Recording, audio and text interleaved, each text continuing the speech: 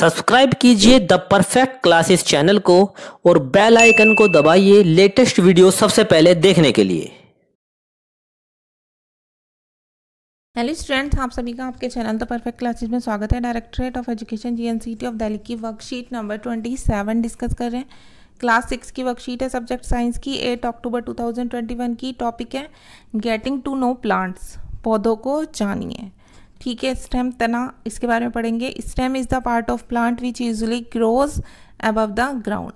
तना पौधे का वह भाग होता है जो पृथ्वी के ऊपर रहता है, मतलब भूमि के ऊपर रहता है जो। It is generally green in colour, ये कलर में, रंग में समानता हरा होता है। In most of the plant it grows vertically upwards and bears branches, leaves, flowers and buds. तो बच्चे ये सीधा ऊपर की ओर रहता है, ठीक है, और इसमें शाखाएं, पत्तियां, फूल और कलियां होती हैं।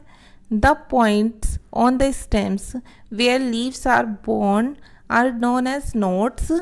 जो इसमें बताया हुआ है कि तने में वह स्थान जहाँ से पत्तियां निकलती हैं उसे नोट्स कहते हैं। नोट्स को हिंदी में कहते हैं पर्व संधियाँ, ठीक है। The portion of the stem between the nodes are called internodes. और इन दोनों पर्व संधियों के बीच के भाग को क्या कहते हैं? पर्व कहते हैं। तो इंटरनोट्स कहते हैं, इसे नोट्स कहते हैं। और जो पोर्शन होता है इसका, दोनों पत्तियों के बीच के जो नोट्स होती हैं, दोनों के बीच के जो भाग होते हैं, दोनों की पर्व संधियों के बीच के भाग, उन्हें पर्व कहते हैं। तो इसे तो बोलते हैं नोट्स को पर्व संधियाँ, इसे बोलते हैं पर्व, ठीक है।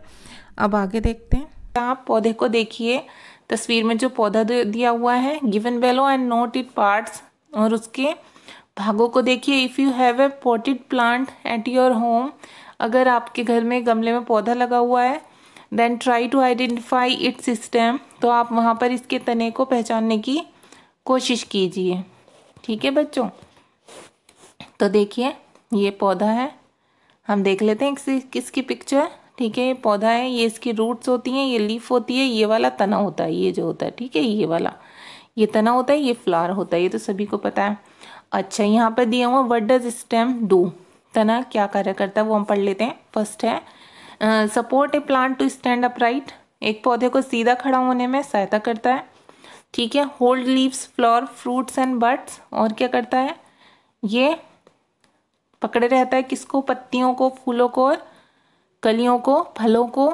Transport water and minerals from the root to other parts of the plants, पौधों के जो दूसरे भाग होते हैं, ठीक है, वहाँ जड़ों से क्या करता है? पानी को और खनिज को दूसरे भागों में पहुँचाता है। पौधों के जो दूसरे भाग होते हैं वहाँ तक जड़ों से पानी और खनिजों को पहुँचाता है। Transport food from leaves to different parts of the plant, और क्या करता है? भोजन की जो पत्तियां होती हैं, पत्तियों के थ्रू पौधों को विभिन्न भागों में पहुंचाता है। In some plants stem make food for plants like in cactus, और कुछ पौधों के तने पौधों के लिए भोजन बनाते हैं, जैसे नागफनी, ठीक है। अब देखिए यहाँ पर बताया हुआ है, Rita took a small plant with white flowers, she cut it from stem base and placed it in a glass containing colored blue water. She left it undisturbed for one day. Rita ने एक छोटा पौधा लिया जिसमें सफ़ेद फूल थे, उसने इसके तने को काट दिया, ठीक है, आधार से, जो उसका आधार होता है नीचे से काट दिया, और उसे एक गिलास में रखा, और उसमें उसने नीली स्याही वाला पानी भर दिया, जिसकी ब्लू कलर की स्याही थी, पानी भर दिया, और उसने उसे एक दिन के लिए छोड़ दिया, मतलब उसे डिस्टर्ब नहीं किया बिल्कुल। On the next day she observed colour patches on the petals of the white flower of the plant, और अगले दिन उसने पाया कि जो पौधों के सफ़ेद फूल थे, ठीक है, अगले दिन उसने क्या पाया कि जो पौधे के सफ़ेद फूल थे, उनकी जो कलियाँ थी उन पर पैचेस आ गए, उन पे थोड़ा थोड़ा ब्लू कलर आ गया। यहाँ वाइट है, यहाँ देखिए हल्का हल्का सा ब्लू कलर आ गया फूल पर, ठीक है। अभी यहाँ हमसे क्वेश्चन किया हुआ है, think and answer why did it happen, सोचो और बताओ कि ऐसा क्यों हुआ। तो हम इसका आंसर लिख देंगे बच्चों, ये लिखेंगे हम, it was due to conduction of coloured water from glass by tubes present in stem, full stop लगा देंगे।